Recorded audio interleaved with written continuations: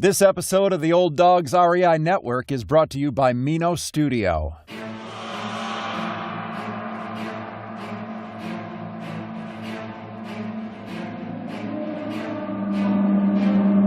In a world where jobs are how most people make money, one man, one desire, one challenge dares to break the mold.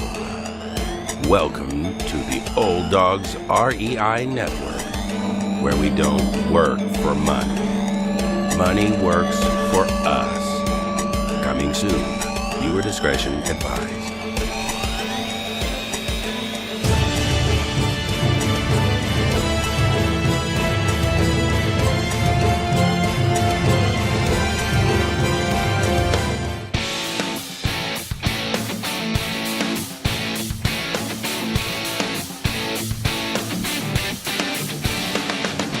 Welcome to the Old Dogs REI Network, where cash flow is king. Real estate investing, the means, so you can enjoy your retirement dreams. This is the show where we cut right to the chase. No sales pitch, no long monologues, just simple how-to real estate investing advice, so you can earn the passive income you need to enjoy your retirement today. And now, your host and chief old dog, Bill Manacero. Welcome to the Old Dogs REI Network. I'm your host, Bill Manacero, and this is a show where 50-plussers and anyone else who wants to join us get solid, no sales pitch real estate investing advice to help generate real cash flow. This podcast airs twice weekly on Mondays and Fridays, and if you aren't already a subscriber, which you should be, go to iTunes, type in Old Dog, spelled D-A-W-G, find our podcast, and subscribe. We've got a fun show for you today. This is an area that we really haven't talked a lot about, but I think it's an area that our listeners have been asking a lot of questions about. So we have a gentleman. His name is Adam Hooper. And Adam Hooper is the founder and CEO of RealCrowd, an online real estate equity marketplace that has brought its members access to $4.5 billion of investment opportunities. And we're talking about crowdfunding here today, so just in case you're not sure. Founded in 2013, RealCrowd is a Y Combinator-backed company that has grown to be a leader in the real estate crowdfunding space. RealCrowd operates as a direct investment marketplace where investors participate directly in the underlying asset rather than a platform-sponsored entity. This benefits the investor by increasing efficiency, transparency, and most importantly, reducing fees and layers of middlemen. Prior to founding RealCrowd, Adam was a partner at a leading real estate capital markets firm where he was involved in over $1 billion of transactions, sourcing and structuring joint venture equity investments. In the commercial real estate business since 2004, he has been involved in launching 3 prior national platforms for investment sales and brokerage, as well as institutional joint venture equity investments. Well, Adam, welcome to the Old Dogs REI Network. Thank you, Bill. I'm happy to be on here today, and that was quite the mouthful of the intro there, but I think you did a great job. Nailed it. Well, some great stuff. I didn't want to miss a thing. They definitely have a very impressive background. This is an area that I really am fascinated with, and a lot of our listeners are. We have folks that are generally, 50 years of age and older. Some are approaching retirement, some are already in retirement, and they're, looking at good investments and good ways to invest. And some are going to be active real estate investors where they're actually buying properties and managing it, or through property managers managing that property. And there'll be others that are more passive that will invest in anything from syndications to notes, deeds, liens, things like that, and crowdfunding. So we're real happy to have you on here. And I just thought maybe you could just give us a little bit about your background and how you came into this space. Yeah, and so crowdfunding is a relatively new phenomenon that was brought about by a regulatory change in 2012 called the Jobs Act, and we can talk a little bit about that in a few minutes. But I got into this space as kind of an evolution of what I was doing before, and a more efficient way of doing what I was doing before, which is helping real estate managers raise capital. So for every transaction out there, you've got the debt portion of the capital stack, and then the remainder of that being equity. And so my background was helping real estate managers raise that joint venture equity. Very inefficient process. If it was syndicated, it was the country club network, friends and family, very one-on-one. And the Jobs Act came about when Indiegogo and Kickstarter and a lot of these more kind of donations-based crowdfunding platforms were getting started. And we kind of took a step back and thought, well, why couldn't we do that for real estate? Why couldn't we take this distribution channel of the internet, leverage this new regulatory environment that allows for private deals to be publicly advertised, and build a platform around that to really bring enhanced access to this asset class? And that's really at the core of what we try to do, is bring access to both sides of the marketplace, helping investors access institutional quality deal flow all around the country that before they couldn't have a seat at the table, and also bringing access to real estate managers to syndicate their deals amongst high net worth individuals all across the country. So that was the spark that started RealCrowd, and that was early 2013. It's hard to believe it's almost 6 years ago, but Wow. we're still here, we're still running, and there's plenty more to do. Yeah, that's great. Well, yeah, it sounds like you guys made quite a name for yourself. I mean, 4.5 billion of investment opportunities. That's pretty impressive. It sounds like a lot, but it's still such a small percentage of what happens in the marketplace. It's been fun to watch over the last several years. When we started this, we were one of the first companies to do this, and it was very much a fringe experiment on the side. And would this work? Is it ever going to get to any volume?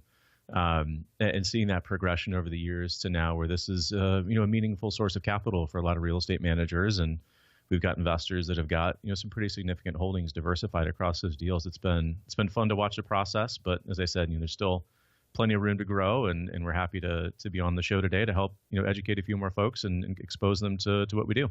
That's great. Well, you sound like you were doing very well in your own ventures, whether it was the institutional investing side or the brokerage and so forth. Going into this, I know you're probably looking at, is this thing going to fly? Is this really going to happen? I mean, what really convinced you that, hey, this is a great place to be? In the crowdfunding space specific, or yeah, are we talking in the crowdfunding space and starting RealCrowd. So I look back at that decision, and I was, young 30s, 3 kids, good salary, benefits, all that stuff for the partnership I was at. And I remember I sat down with my wife and I was like, hey, I've got this idea. I think I'm going to quit and go do the startup thing. And, as crazy and irrational as that decision was, it was actually a pretty easy decision, surprisingly. Every once in a while you come across those ideas that you just have so much conviction that it's going to happen, it's going to work, right? There was a sense of inevitability that we saw with using this kind of a mechanism to raise capital and providing this access to investors, that we just had that gut feel, right? It just felt like it was something that was going to take off. Was it the most rational thought or the most rational decision to make? Probably not. But sometimes you just got to do it, right? And I think we saw this as an opportunity to truly, disrupt and have a fundamental impact on how the capital markets function. And those opportunities don't come up all that often. And so it just felt like it was, a perfect storm of the acceptance of managing your money online, E-Trade, Scottrade, TD Ameritrade, all the different financial platforms that were coming online. This wave of crowdfunding, again, with a lot of those donation-based mechanisms first. The regulatory change that allowed for these private deals to be publicly advertised, and just a general acceptance of using the internet to invest your capital. It just felt like it was all coming together, and we just had to do it. So we did. That's a big move, especially in the space you came from, which I'm sure you were very much focused on dealing directly with investors and the equity people and so forth. Kind of going into the tech space here. I mean, you didn't have a background in tech at all. I mean, did that seem a little ominous and to a certain degree? Of course. So luckily I had two great co-founders, very deeply technical co-founders, family friends of mine that ran the idea by, and they saw the same potential too, and they both quit where they were at and came on board. So it was a very different industry, right? Real estate and underwriting commercial real estate assets is a very rational, numbers-based approach. And that was one of the things that attracted me to the industry very early on. Getting into the real estate business was the kind of financial and fact-based underwriting that commercial real estate had versus some of the other, residential or leasing or anything like that. And so that was what attracted me to it originally. And transitioning that to the venture world and the startup world, very little very little rationality in startup investing and the tech world, building companies from the ground up. So it was a very interesting culture shift, right? Coming from a very traditional conservative fact-based underwriting to moving down to Palo Alto, being right down the road from Stanford, and just the conversations and the way people's brains are wired down there. You have those conversations with people that just, you can tell their brain operates at a different level almost. Mm-hmm. And so it was just a really, really fun time, really interesting time, and a great environment to be down in Palo Alto to start the company and really immerse ourselves in the technology space and still keep, a lot of the kind of core fundamentals that we loved about the real estate space, one of which being the relationship. And that's why we operate on that direct model. Is we still believe there is a very relationship-focused component of the real estate investing world. So we didn't want to lose that, but we just wanted to make it more efficient, right? We wanted to bring the ability for people to build those relationships to a scale that hadn't been done before. And that's really, I think, something we're proud of, and something we want to definitely continue to foster, is that ability for investors to build relationships with professional real estate managers. And as they access those opportunities, they can have that personal touch and that personal connection that we feel is still very much important in the real estate investing world. Sure. Well, getting a startup off the ground like that, I mean, I've also had that experience. We launched an internet company right before the bubble burst, but, so I'm familiar with that. And of course, you get in there, you've got to raise your money, just to get the company going, right? To be able to fund the infrastructure and everything. And so you finally got the funding, you got it together. Now. You have to obviously bring in now companies that are going to want to, post or list their companies on here for investors, right? Mm-hmm. So did you establish particular criteria before you did that, or were you just kind of going to see what happened and who came and that kind of thing? Yeah, so building two-sided marketplaces are it's one of the most challenging companies to try to build, right? Because you always have this chicken or the egg problem. If you have the biggest pool of investors, but you don't have any assets for them to fund, then neither side is going to be happy. And conversely, if you have all the real estate in the world, but you don't have the investor pool to fund that, again, neither side is going to be happy. So that, I think, was one of the biggest challenges of getting it started, was how do you build both sides of this marketplace in tandem? And so early on, again, coming from the real estate world, having a lot of relationships, being in the business for quite some time, we had the ability to attract real estate managers and to be able to tell the story and kind of get them to understand what it is that we were doing and how it impacts their business and how they can access this new pool of capital. Finding the investor side in the beginning, that was a little bit more of a challenge. Luckily, we were part of a very well-known technology accelerator called Y Combinator. We were very early on in the crowdfunding industry, so we got to ride a lot of that press wave. And so from the very beginning, we had a pretty good base of younger, more technology-forward investors, Bay Area capital, that were comfortable with technology. They were comfortable with investing online, and they saw this as an opportunity to diversify their concentrated portfolio into assets outside of their exposure to tech.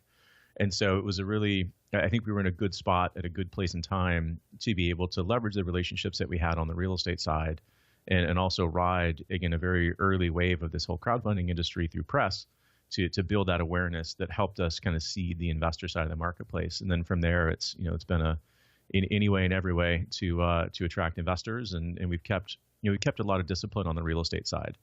I think that's one of the things that we take a lot of pride in, is the caliber of groups that we work with. And that's, again, starting from our roots in the institutional real estate world and really trying to keep the focus on top tier real estate sponsors and keeping the caliber of groups that we work with as high as we can. Because ultimately, that's who investors are picking, right? You're choosing the partner that you're going to invest with in the real estate manager. And so that's something we place a lot of importance on. And people that are looking at getting into the space, if they listen to our podcast or read any of our material, so much of our education and awareness about the space is really doing the work to pick a good manager.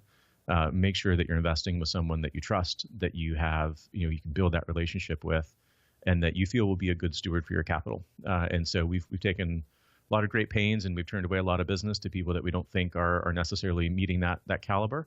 But that is something that we take very, very serious here at RealCrowd, and I think this has been a key to the success that we have seen. Seeing the importance of that, what are your key requirements or criteria that you have established for those that do post their assets on RealCrowd? Mm-hmm. So we require a minimum of $50 million of transaction value, as a principal. 10 years minimum principal level experience combined amongst the company, and then one of those principals has to have at least 5 years of experience. And we define principal experience as they've got their own personal capital at risk in those deals. So if someone was a broker or a VP at a big investment bank, maybe they've done billions of dollars of deals, but they don't actually have their own capital at risk in those deals, we don't count that towards the qualifications. So those are the minimum qualifications, and we'll do full background checks, bankruptcies, foreclosures, litigations, lender reference checks, capital partner reference checks, and really run them through the ringer to make sure that they are who they say they are. They've got the established track record, they've got the experience, so that when investors from RealCrowd invest with them, we know they're going to be in good hands, right? There's a quality sponsor on the other side that's making those decisions on behalf of these investors. And again, I think that's been very core to our ethos from the beginning, is making sure that we're working with very reputable, well-qualified real estate managers.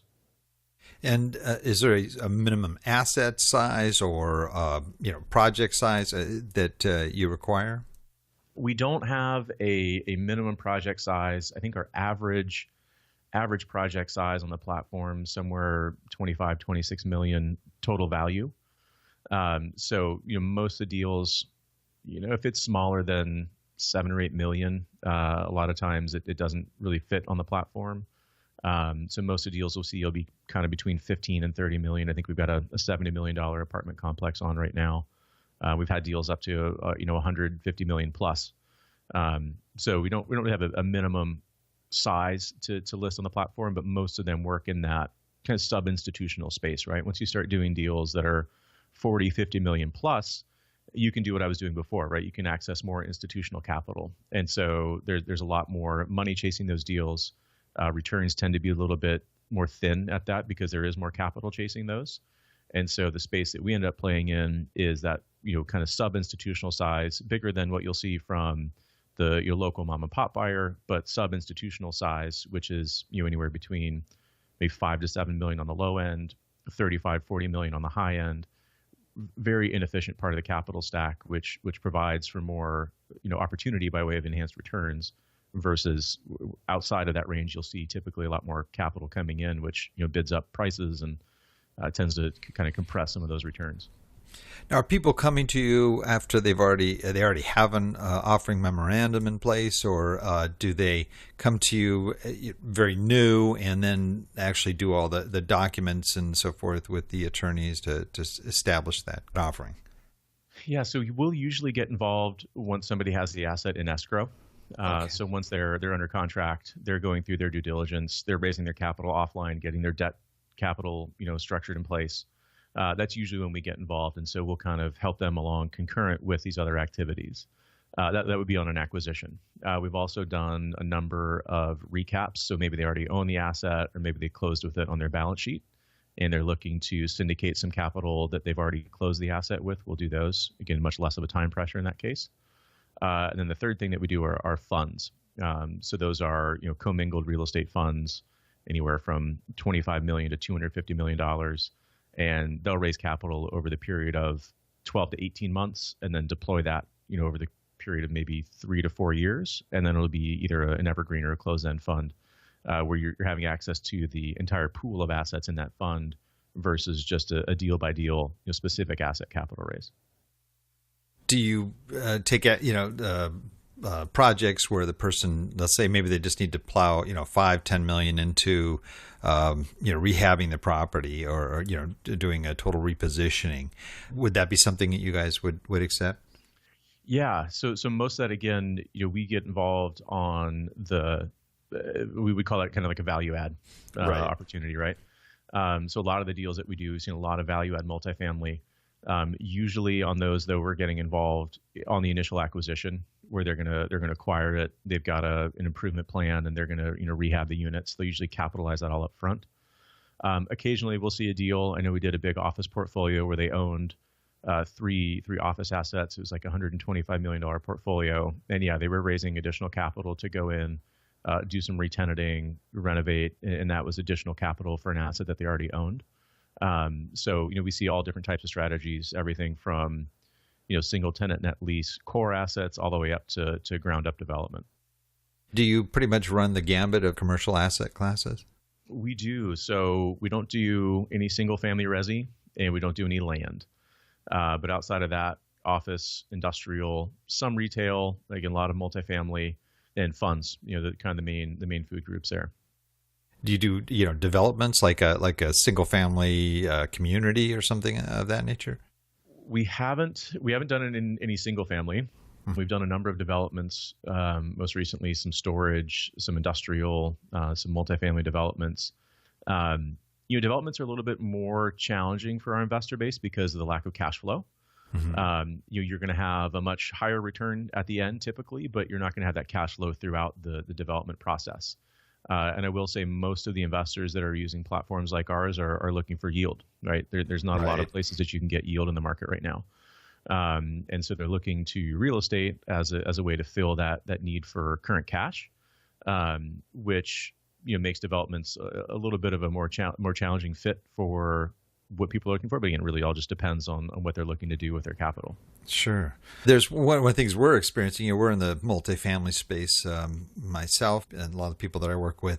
We're seeing a real shift in the environment over the last couple of years. Are you seeing that as well, since you do cover a variety of asset classes? Are there some that are just really booming and others that are, kind of slowing down? What are you seeing in the various asset classes that you guys cover?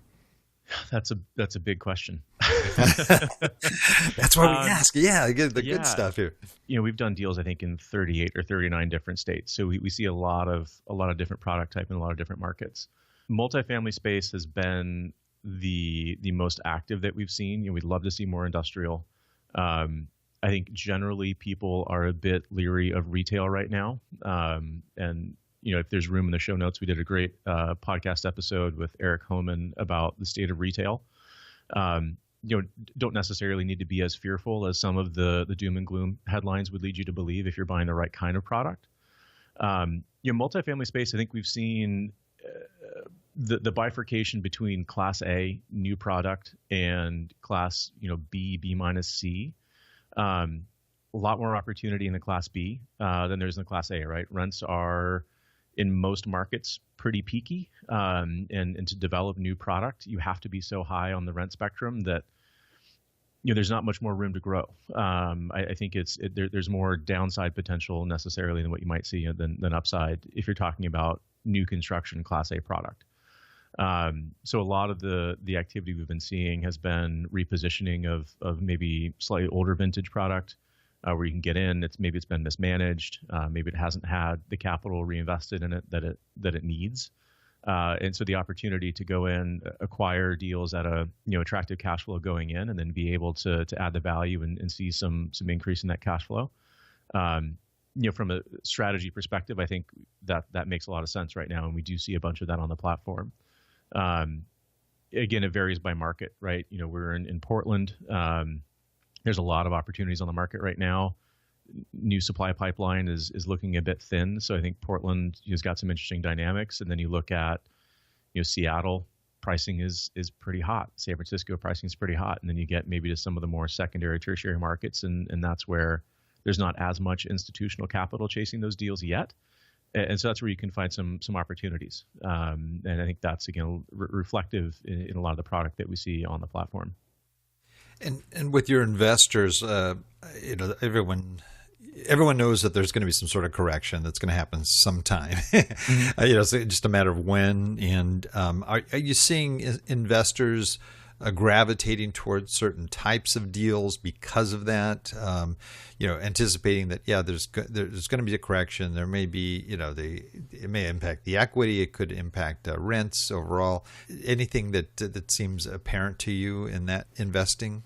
I think this is a bigger issue or concern of ours that we have in the space, beyond just an upcoming correction, is an investor's ability to make an appropriate risk-adjusted decision based off of their current situation.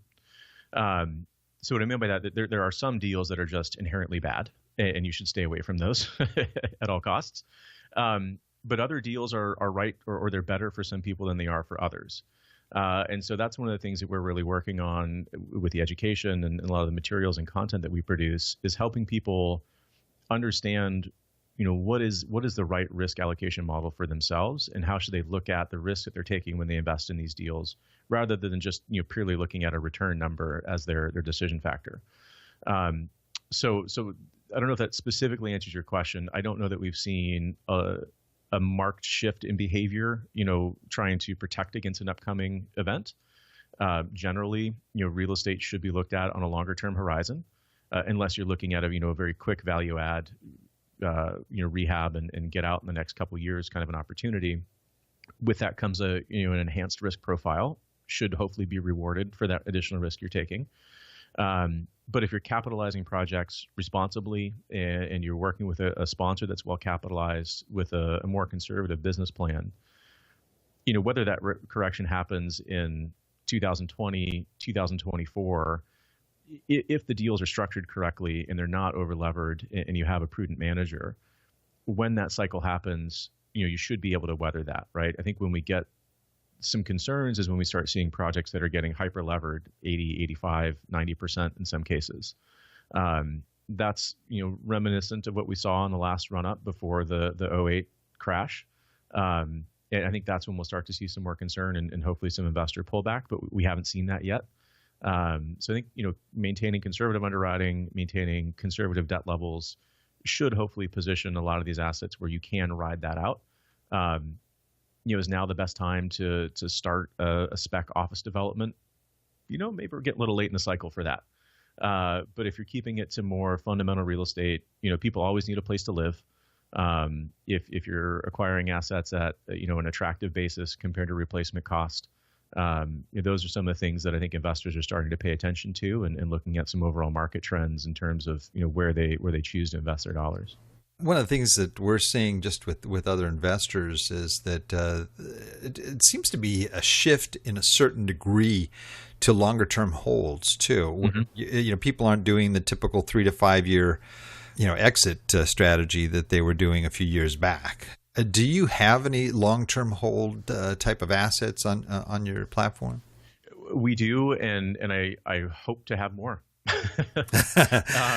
So much of the early days in the real estate crowdfunding space was geared towards hard money loans, single family fix and flip debt that was super, super short term, 6 to 8 months, 10, 12 months. And so I think a lot of investors in our space got conditioned to think that that's a normal real estate investment, these much shorter 12 to 24 months, super quick turnarounds, which historically, that's not a typical look at real estate. Real estate is usually a much longer term hold, where you can have that ability to ride out those cycles. You're not necessarily trying to time it as much. We've seen that shift a little bit. I don't think we've seen it shift as much as we had hoped. I think we always wish there was a more appetite for more conservatively underwritten longer term holds, again, for that risk adjusted reason we talked about before. But that, I would say that, the investor expectations for today's underwriting, I don't think is necessarily kept pace with the reality of the deals that are out there right now. A lot of investors that this was their first time into this asset class in 2013, 14, 15. There's a lot of juicy deals out there that you could get in. You could add your value in 12 to 18 months and exit and see a huge IRR. Those deals are harder to find these days. And so the underwriting has tightened, returns have tightened. hold periods have extended. And so trying to get investor expectations to more closely match the reality of today's market is something that, again, we try to do through the podcast and education, to get people more on the same page as the reality of what sponsors are seeing out there in the market. You can't manufacture those returns like you used to back in the good old days of 2012, 13. It's just those deals are more difficult to find right now. What would you say for those folks that are looking at crowdfunding? What has been traditionally so the biggest mistakes that investors make in crowdfunding? Again, I'm not referring to your platform. I'm just in a general sense. What kinds of tips could you give people that would help them to avoid falling into some of those problems that that could harm their investment dollar? Yeah, a lot of it, as we talked about before, goes to manager selection, right? Who are you investing with? One of the things that we've taken a different approach than a lot in the space, and we believe firmly, is establishing a direct relationship between the investor and the underlying real estate manager, versus some of the other platforms operate under what we call kind of an aggregator model. So in the aggregator model, the crowdfunding company themselves will form an LLC, and the investors are investing in that LLC. So there's no direct connection between the investor and the manager. That comes with it, an elevated fee. The underlying security isn't in the real estate itself. And so I think structurally, really understanding who you're investing with is one of the biggest, the biggest things that we see and wish more investors would do, is really diligence who they're investing with in that manager. And is that information readily available on your platform so that people could do the same kind of due diligence through the resources you provide before they invest in a particular property or project? It is, and that's something we're going through improvements right now as well, and making as much of that information as transparent as possible. So hopefully by first part of September, we'll have a much more enhanced sponsor diligence section on the offering pages, so that the investors can see all the work that we do behind the scenes, have access to the reports, have access to any responses from the manager on if anything should come up on a background check, for instance. Making sure that there is total transparency and the ability to get to those questions. That's a big part of it, for sure. Got it. What conversely, so what the people that are investing in crowdfunding that are doing well, I'm sure you have certain levels of risk associated with the particular project. Are there people that that have just seem to be doing it right, and if so, what things are they doing that are making them even more successful in that platform? Yeah, so knock on wood, of the 180 deals we've done, I think we've had about 20 go full cycle. All really solid returns, no losses. So it's been a really good market, though, right? It's been a pretty unique run up that we've had over the last 5-6 years in the real estate space. So it's been, I think that's been in everyone's favor in terms of the performance of their deals. One of the biggest benefits of a platform like ours is people can now diversify in direct real estate investments unlike they ever could before, right? So you can diversify across product type, you can diversify across manager, across geographic location, across strategy, all for far, far less dollars per deal than you could before, right? Typical syndications, depending on the size of the deal, maybe your 250 or 500K checks to get into a deal like that. A lot of the deals on RealCrowd are down to $25,000 minimums, maybe even some down to $10,000 minimums. So the ability to take what money they would traditionally allocate into a single deal or a whole asset that they're going to purchase in their own market, they can now take that same amount of money and distribute that across 10, 15, 20 different deals, and really build a well-diversified portfolio of assets that can kind of, again, protect them from any specific market or any specific product type challenge that might be seen. So I think those that are really taking advantage of platforms like this are using it to really diversify their allocation into this asset class and access deals, on a really broad spectrum, unlike what they could do before. And what kind of average yield are people getting maybe in the fund as opposed to individual projects? there's a lot of variance just between strategies and product types. The debt fund that we had on RealCrowd, they ended up raising $25 million for their fund through our platform. I think they were returning somewhere between 10 and 12% annually in cash flow. Pretty good. Yeah, and then again, I mean that's a pretty unique strategy. Most of the deals we see, they're going to target a cash flow somewhere in the high single-digit current cash yield, and then all-in IRRs somewhere, high teens, mid-teens. We've had a lot of deals that have exited that are 20-plus IRRs, but again, like we said, those deals are getting harder to come by just with the way the market's maturing. So I mean, if you can get into a deal and you're going to get a mid to high single-digit cash flow and a mid-teen IRR, pretty attractive, I think. Yeah, I mean, compared to the other types of investments out there, especially, there's just a lot in the crowdfunding space right now. I mean, there are just seems like there's new companies popping up all the time here. Just how would you differentiate yourself from the others out there in terms of things that make you different, make you better? Mm-hmm. Yeah, I think the biggest is something we touched on before, which is that direct model. We're completely fee free for investors, so we get compensated by the real estate manager. And again, back to the very beginnings of our company, we've always felt the importance of having that relationship between the investor and the real estate manager. That's just, we feel, is crucial. And also as an investor, to have the security of what you're investing in is the entity itself that owns the asset, right? You're not investing in crowdfunding company 75 LLC. You're investing in the real estate itself. And so I think that's a really big differentiator that we've taken from early days and have continued to do so. I think I'll toot our own horn here a little bit and say that some of the content that we produce, whether it's through the podcast or through the RealCrowd University, I think we've taken a pretty unique approach in trying to help investors out there familiarize themselves with the asset class and start to kind of figure out the mind of a real estate investor. We kind of pick the brains of the best in the business and get their feedback on different product types, different markets, how to underwrite a manager, how to underwrite a deal, different parts of the capital stack. We've got a bunch of economists that we've had on there, some talks around tax treatments, opportunity zones, 1031s. So through the content that we've produced and the education that we try to bring to our users and investors, it's a lot of work, but I think it's something that we feel is very important to help people get in a good position to be able to make smart decisions with their capital, right? That's ultimately what we want to see is people allocating their dollars wisely and on a risk appropriate way for their personal financial situation.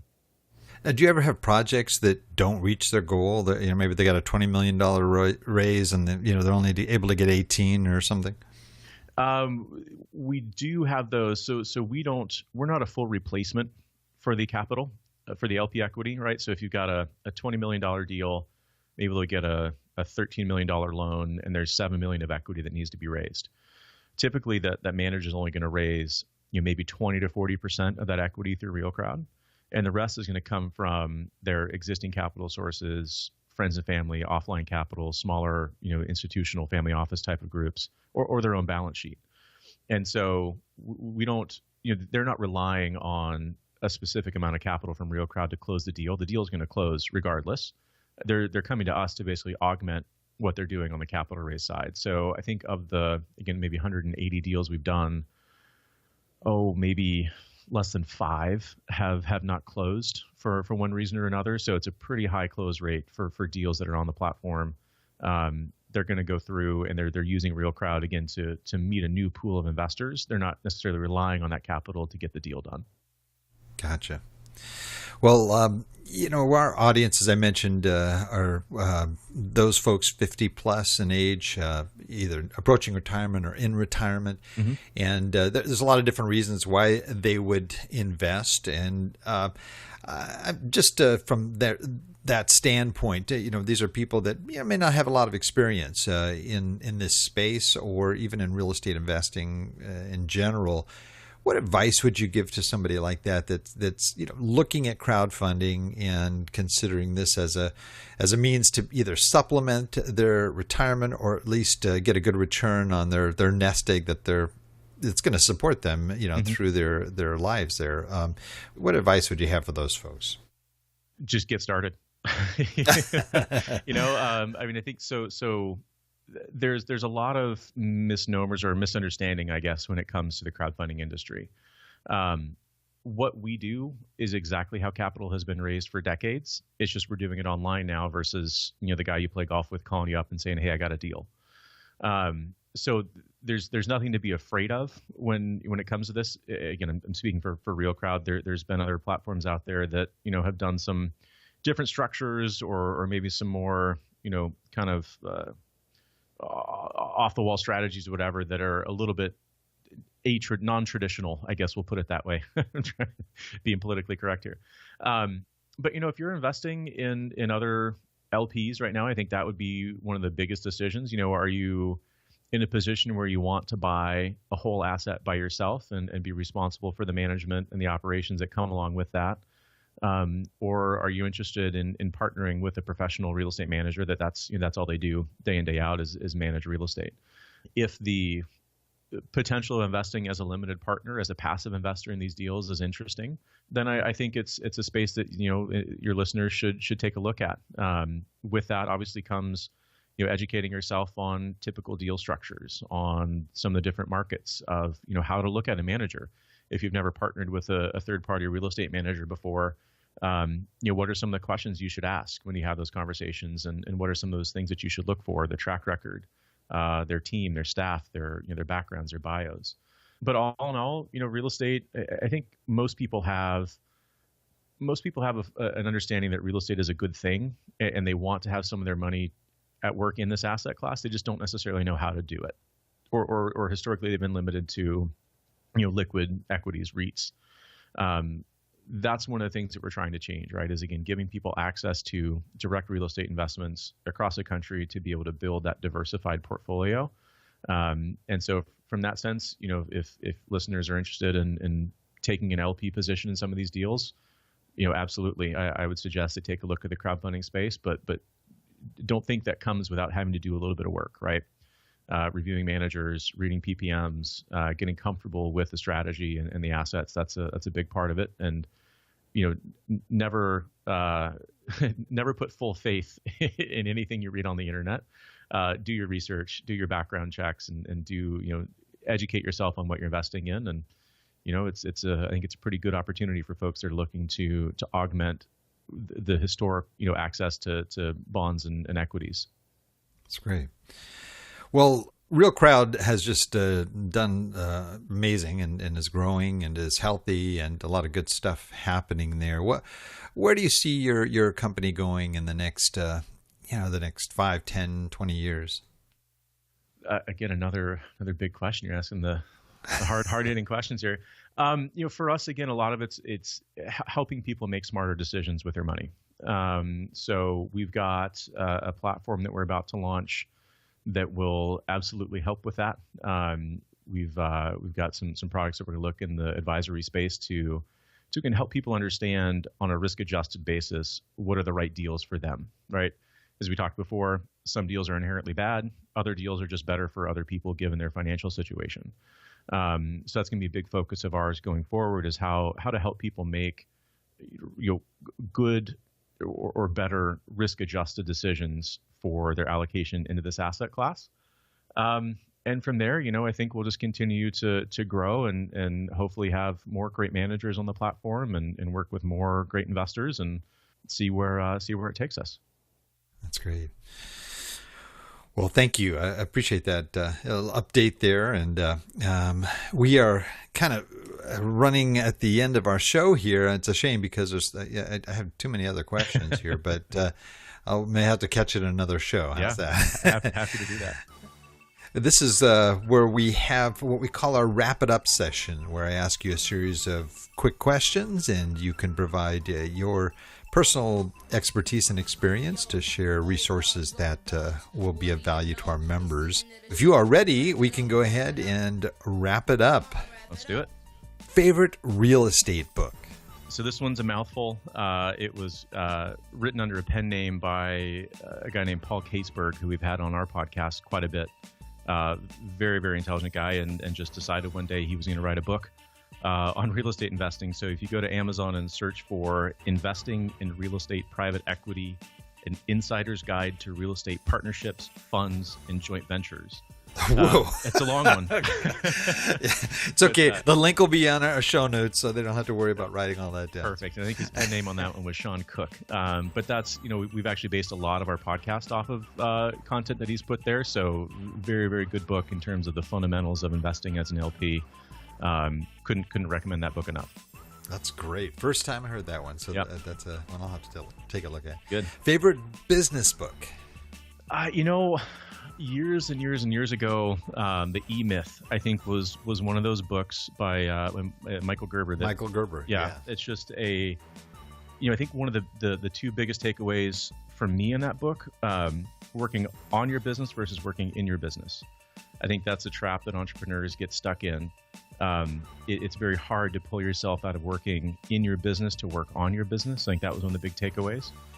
And there was a passage at the very end of that book that really struck me was, you can't change the world around you necessarily. You can only change how you react to it. I think that's been a pretty big, outside of business, just kind of general life philosophy that I try to instill in my kids too. The only thing you can really control is how you react to the world around you. And so I think that was a pretty big takeaway from that one as well. How about most valuable website for success? Of course, other than your own. I don't know if it's a cop-out, but I'm going to go with Google. I mean, there is just so much information out there at our fingertips that, it's hard. Sometimes you can get bogged down and, you can get down some pretty odd paths. But I think the ability to just access information with such ease is such a huge resource for us that just wasn't there in 10, 15, 20 years ago. So I don't know if that's a cop out, but I think not at all. I think I forget sometimes. I'll be struggling to find the answer to something, and I go, why don't I just Google it? And I get the instant answer, and I've been digging. It's crazy, but it's true. It's true. Yep. How about favorite app? I use for my calendar app, I use Fantastical, which is just a really good calendar and planning app. Outside that, I have to say probably Spotify or the podcast app. I think those are my go-tos. How about favorite quote? I think from a motivational quote, I'd say there's no plan B because that only detracts from plan A. That's I like that. whether that's That's good or great. bad. And then my other go-to is never confuse a vacation with a family trip. Those are very, very different things. I love that. That is great. I'm going to remember that one. I got 7 kids I got to deal with here. Oh, nice. Yep. Great. Our last one here is a little bit, it's a kind of a heavy question here, but let's say you lost everything, every asset, your home, your car, pretty much everything. And all you have is $1,000 in cash. What would you do with that $1,000 to rebuild your business? I would go buy a computer so I can get on Google and figure out what the heck to do. type in how to save my life. Right. I think just get started, right? Like we said before, you just have to do it, right? That's the hard work is getting it done. No amount of money can offset the drive and just relentless desire to just do, right? You just got to get it done, and finances help, money helps, but there's, if there's a will, there's a way, right? You just got to get in there and do it sometimes. That's great. That's great.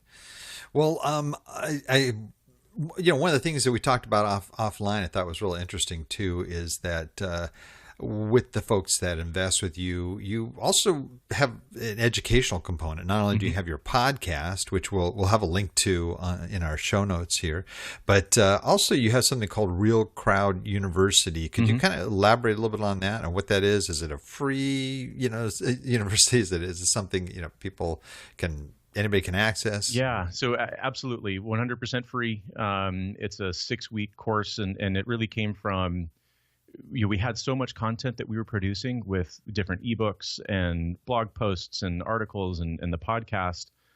We really just want to try to condense it into a manageable format and kind of give people a plan to get through those basics.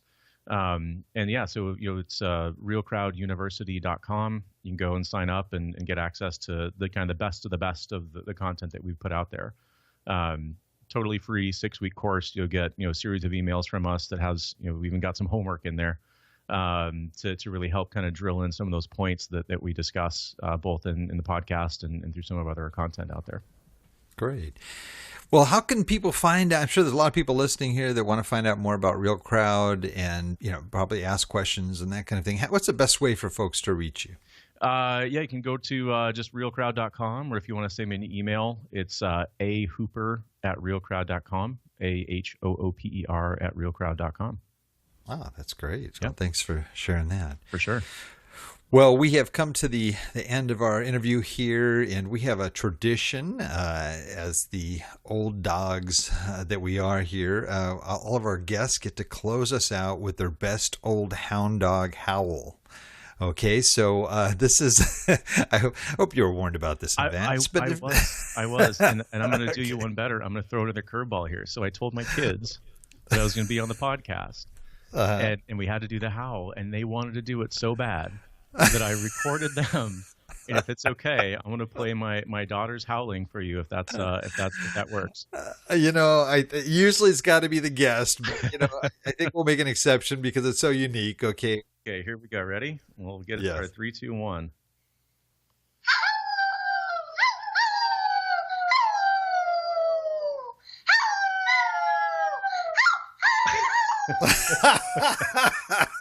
So there you go. There's my two daughters getting their old dog's howl on.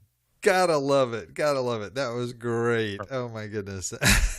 That's really fun. What a bonus for folks listening here. That's great.